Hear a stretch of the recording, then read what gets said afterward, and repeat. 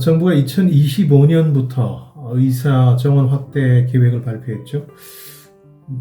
3,000명까지 늘려라 이런 대통령의 파격적인 언급이 있기도 했습니다만 지금은 총리가 나서서 의료업계와 협의를 한다는 방침으로 한 발 물러섰습니다. 대개 매년 점진적으로 몇 명씩 확대한다 하는 쪽으로 가닥을 잡지 않겠나 이런 생각이 듭니다.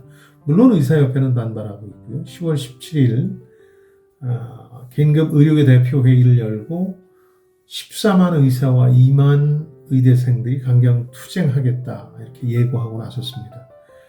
의사 수를 결정하는 의대 정원 수는 2006년 이후에 3,845명으로 아다시피 고정되어 있습니다. 이건 결국은 의사 수 부족으로 귀결될 수밖에 없는데 이제 많이 인용되는 통계 가운데 하나는 선진국 클럽이라는 OECD 1000명당 평균이 3.7명인데 반해서 우리는 2.6명이니까 절대적으로 의사수가 부족하다 이런 여론이 비등해 있습니다. 2020년 문재인 정부 당시에도 의대 정원 확대를 시도하다가 의료계 파업으로 의료 대란이 벌어졌고 결국 포기했던 예가 있죠. 이 정책은 그래서 오랜만에 여야가 합의하는 정책 방향이기도 합니다. 문재인 정부 당시에 이런저런 이유로 반대를 했던 보수 언론들도 이번에는 찬성으로 입장을 선회한 게 아닌가 하는 생각이 좀 들고요.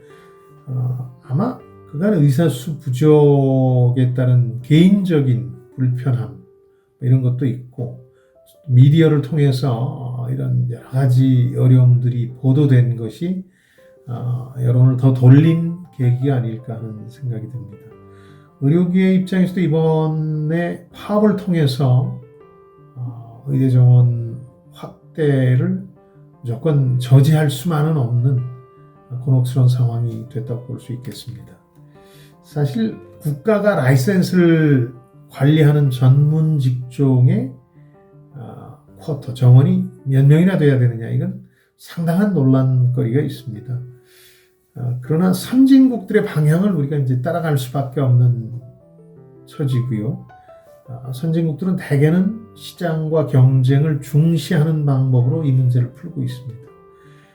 그래서 국민들의 전문 서비스에 대한 접근권은 더욱 보장해주고 해당 직종에서 서비스 간의 경쟁을 유도해서 서비스 지혜를 높인다.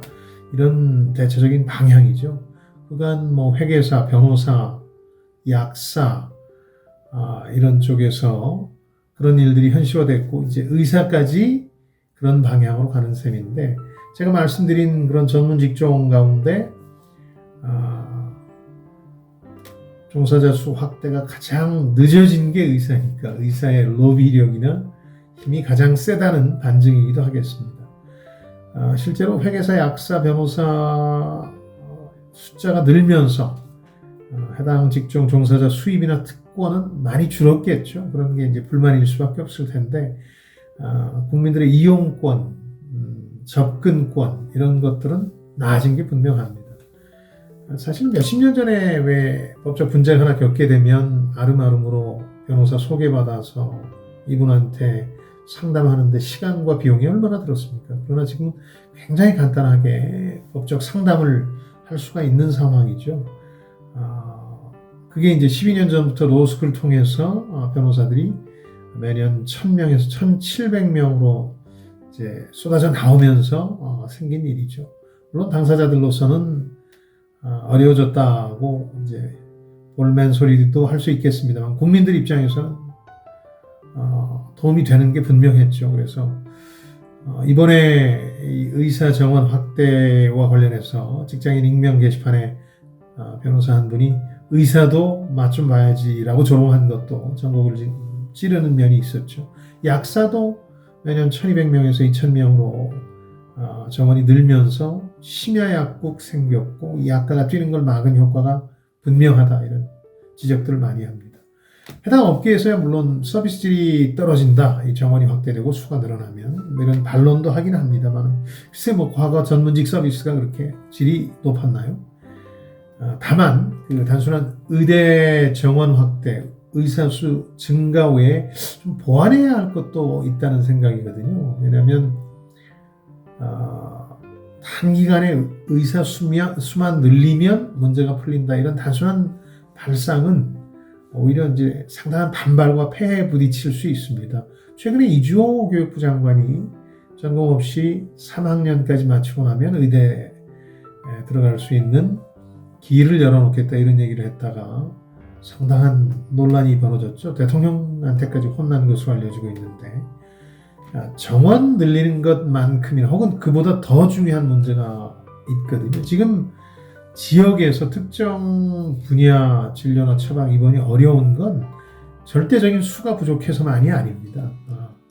지역과 전문의 사이에 일종의 미스매치가 벌어지고 있기 때문에 그런 거거든요. 그러니까 수도권에서도 왜 소아과 응급실 한번 찾아가려면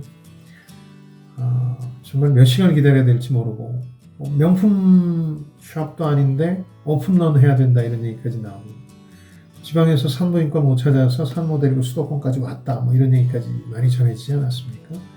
그래서 결국 수도권과 일부 인기 과목의 의사 수가 집중되는 게 문제이기 때문에 의대 정원 확대뿐만 아니라 뭐 지역 의사라든가 공공의대라든가 이런 문제들도 결국에서 한꺼번에 풀어야 본질적으로 단순한 절대 수 부족뿐만 아니라 이런 미스매치도 풀 수 있지 않을까 합니다.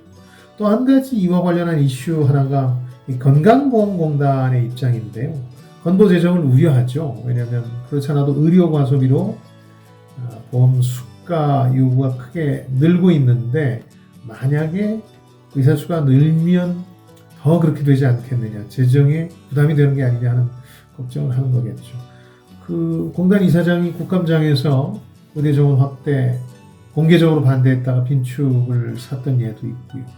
근데 저는 이 문제는 뭐 의사 수를 동결한다고 해서 해결될 문제가 아니고 다른 문제라고 인식하고 별도로 풀어야 되겠죠. 의료 과소비의 문제라든가 보험수가 과다 청구 같은 문제들로 풀어야지, 이빨 아픈데 귀만 뚫는다고 해결될 문제는 아닙니다. 대원칙은 의대 정원 확대, 동시에 지역과 과목의 미스매치를 해결하자는 겁니다. 두 가지 이슈를 다 다루게 되면 강대강 대치나 의료 대란만이 아니라 협상안을 도출할 수도 있을 겁니다. 어떻게 보면 우리 사회의 실력을 보여줄 기회라는 생각도 들고요.